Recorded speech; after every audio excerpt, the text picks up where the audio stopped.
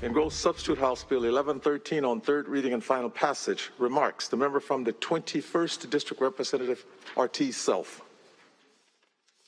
Thank you, Mr. Speaker.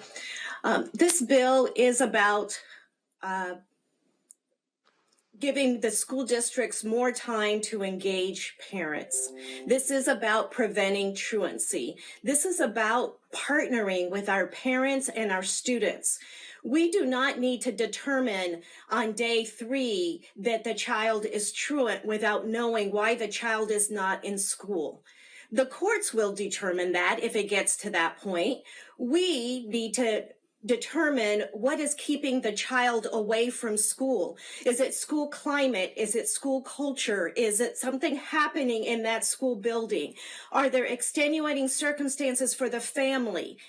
Mr. Speaker, I have heard stories that you wouldn't believe about the reasons and the barriers that keep families from totally engaging in our schools. Mr. Speaker, there was a family that the ninth grader was not coming to school. She was an AB student, and she was all of a sudden not coming to school. It took us a while, but once we were able to find out, get a hold of the mom who worked 2 jobs, we found out that the mom had younger kids, and that her free childcare that she relied on from a cousin was unreliable.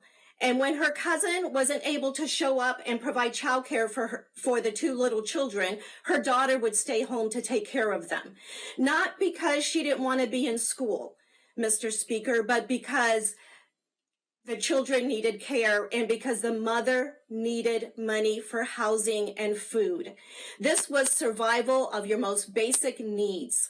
And when we found that out and they came to the board, the board was able to find subsidized, reliable, dependable childcare for the mom. And once that happened, that child was able to attend on a regular basis.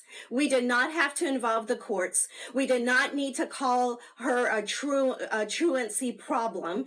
We needed to find the resources that parent needed and that child needed. There was another situation, Mr. Speaker, where the mom had cancer. And the 8th grader was so afraid to go to school because she was afraid her mother would fall or her mother wouldn't eat because she couldn't reach the kitchen when she had chemo. There was only 2 of them in that family, Mr. Speaker. And I sat with the daughter as tears rolled down her eyes, and she told me, "I'm afraid when I come back, I will find her on the floor." She wanted to be in school, Mr. Speaker. She wanted to be like every other 8th grader, playing and meeting with her friends and learning. She loved to read and learning in her American Lit class. But Mr. Speaker, she was afraid of finding her mother on the floor. So the board was able to find individual providers at a rate that was was funded, and the mother got help in the home. She got help with cooking. She got help with being health care and some of her medical needs. And the child was able to get up in the morning and sit in class, and she would say to me, "I know my mom's okay." And she could call the providers, and they would tell her, "Your mom's okay. She's sleeping right now." And that's what that young lady needed in order to stay in school. Mr. Speaker, I can go on and on with the stories of how these boards make a difference. But one of the things that we heard from the parents, from the schools, from the state agency is we need more time to engage in that work. We are mandated at day 10 to send them to court, and that doesn't give us enough time to find out what's really happening, to reach the parents, to reach the student. Give us more time. And so this bill gives an additional 5 days for them to be able to see if we can reach the families and we can engage them. Why is that name different? I would say, we heard the arguments from the gentleman in the 13th.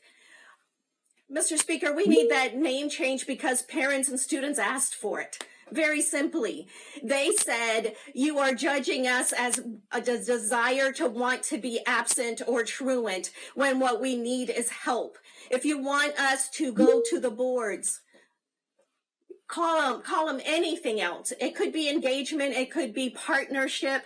Parents want to be empowered. We want our families to know that we are in this together, that this is a partnership, we are not sitting in judgment. We have the courts for that.